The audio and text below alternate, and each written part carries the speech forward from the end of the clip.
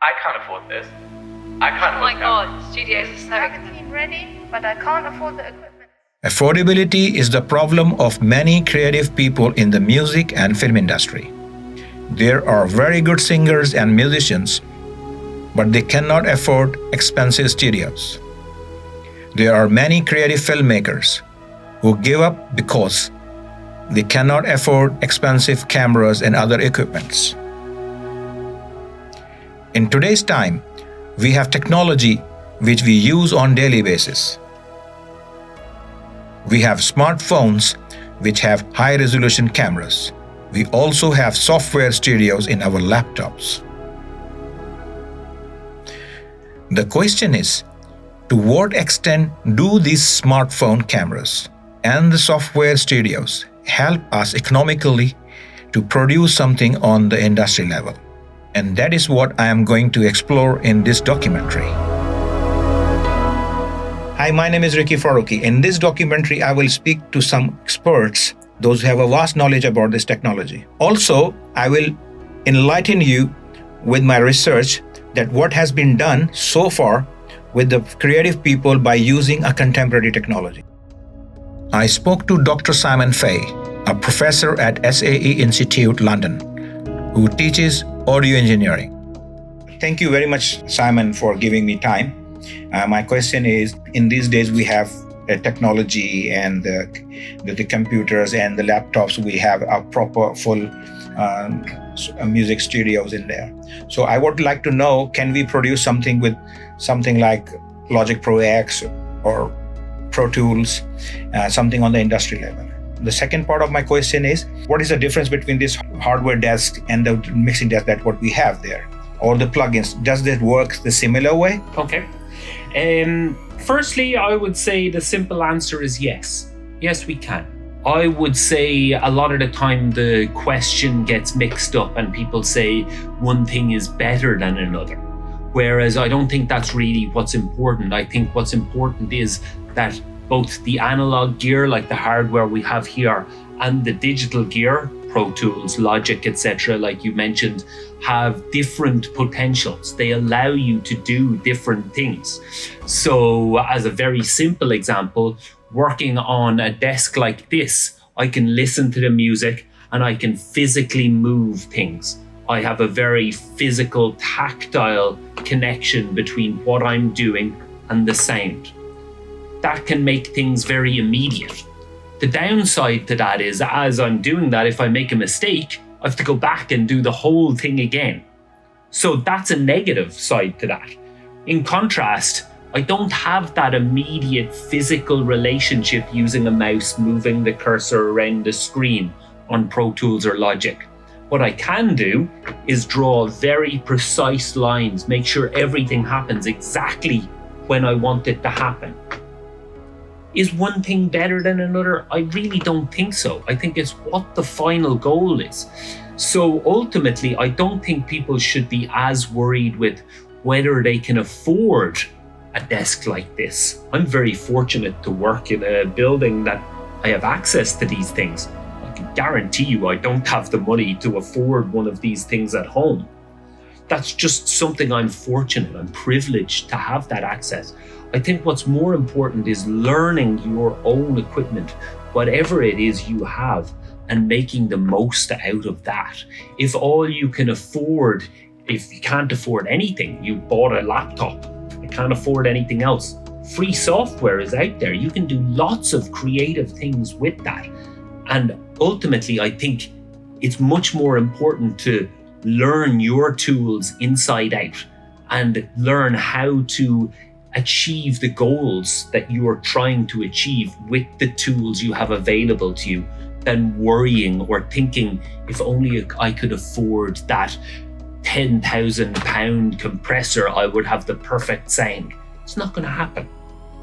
Learn what you have, get better with what you have. And I think that's ultimately what people should be more concerned with. Learn what you have, get better with what you have. And I think that's ultimately what people should be more concerned with. As Dr. Simon Fay explains everything wonderfully, we need to see some current examples.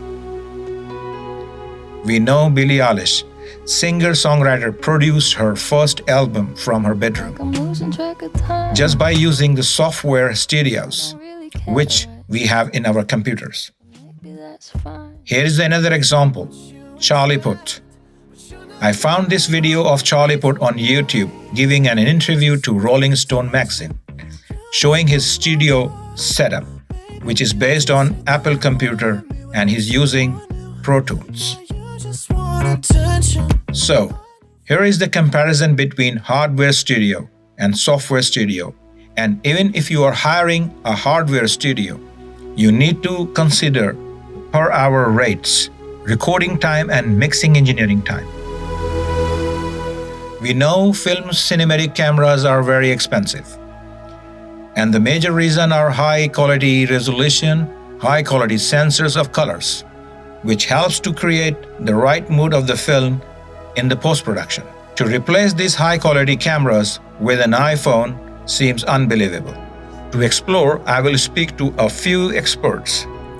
I will also show them comparison shots between Magic 4K Pocket and iPhone 12 Pro Max. First, I spoke to Daz Gray, who got experience working on the film sets, and he has a vast knowledge about cameras.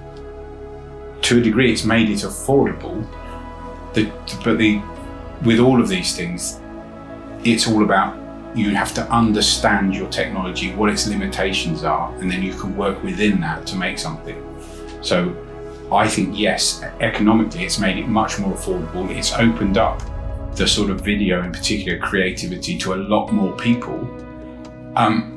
It will depend on the user, because it's all about knowing, as I said, the limitations. So they both shoot 4K. They both have, again, the Pocket 4K depends on the lenses you put on it, depends on the lights you have. Both fundamentally come down to the light. The cinema camera, the Pocket cinema camera, has a larger lens, so it can capture more light than your iPhone 12 Pro, which has a small lens and so has a certain limit. But if you light it well, it has an excellent sensor, it has excellent lens quality. So understanding limitations, you can shoot as high quality on both pieces of equipment. If the person knows what they're doing, then yeah, and only a real expert would be able to spot the difference. If the person hasn't done the work, both cameras will look rubbish. So it's all about knowing your equipment and knowing how to make the most of it. But yeah, you could make a feature film with your phone if you know how to use it properly.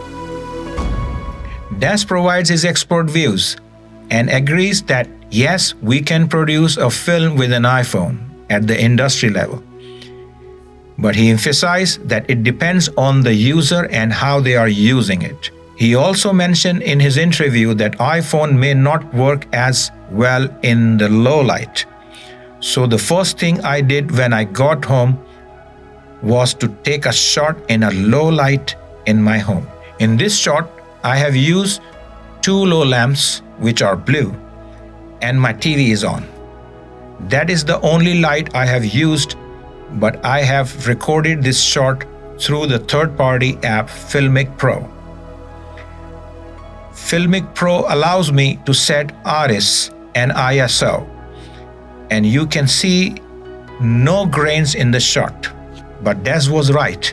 If I would record without a third-party app, I may not have got the same results. I posed the same question to Lyndon Ives, who is a filmmaker and has worked and teaches both analog and digital film. You can definitely make something of what I would regard commercial product on technology that's relatively inexpensive, such as an iPhone, or something similar to that. I think with the latest, I don't know, the last 10, 15 years perhaps, has been a kind of a glut of cameras on the market that are reasonably good quality and can produce a reasonably good image quality. So it's opened up doors for people who may not have been able to access, filmmaking or making music before. So absolutely, it's definitely changed a lot of stuff in the industry.